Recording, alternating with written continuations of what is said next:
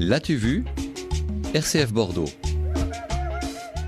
Jacques Canon était un corsaire du roi, Blayais d'origine, nous disiez-vous tout à l'heure, Stéphane Binot.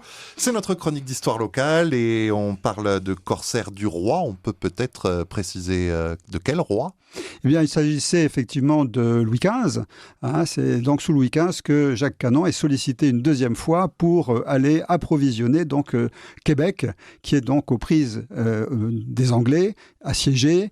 Et donc, il est sollicité pour partir à la tête de 17 navires pour apporter de l'eau, des vivres, des munitions et des canons pour pouvoir défendre la belle province. Il va y arriver ?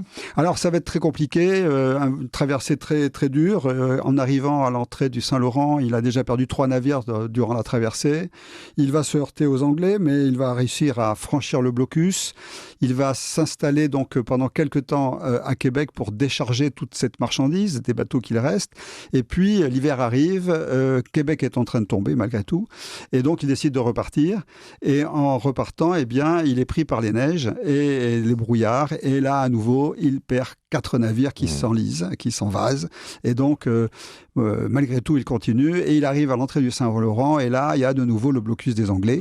Et donc, il utilise une technique très habituelle dans les batailles navales, c'est-à-dire qu'il va utiliser 4 navires à nouveau comme brûlots. Il met le feu à ses bateaux, il les envoie sur les navires ennemis, on va dire.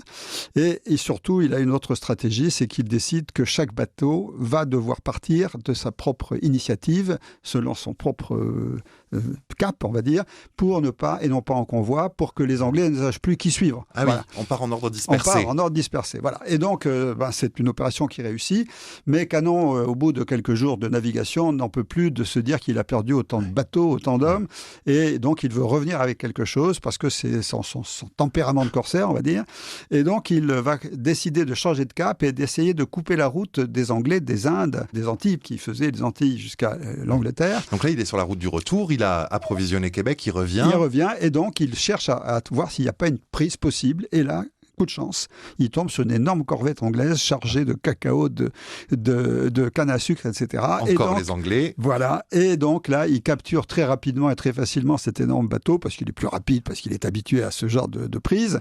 Et il revient à Bordeaux, bien évidemment, avec un grand sourire parce que, bien évidemment, cette prise est très importante pour lui et surtout aussi pour son armateur parce que, bien évidemment, ils vont toucher tous les deux avec l'équipage 90% de cette prise, alors que l'Amirauté touchera bien évidemment ses 10%. L'Amirauté, c'est l'armateur ? Non, c'est l'Amirauté de Guyenne, c'est l'administration, on va dire. Voilà, c'est le pouvoir. C'est le pouvoir royal. Qui prend une part sur ce qui est ramené. 10% sur ce qui est ramené, c'était une règle tout à fait écrite. Voilà. Et donc, avec ces économies, quelques années après, Jacques Canon va acheter un vignoble dans le Saint-Émilionnais, qui est fort connu puisqu'il s'agit du château Canon. Voilà. Le château Canon de Saint-Émilion, le fameux, est dû donc à Jacques Canon. Absolument. Qui a acheté cette propriété quand il a pris sa retraite. Merci Stéphane Binot de ces précisions. Mais je vous en prie.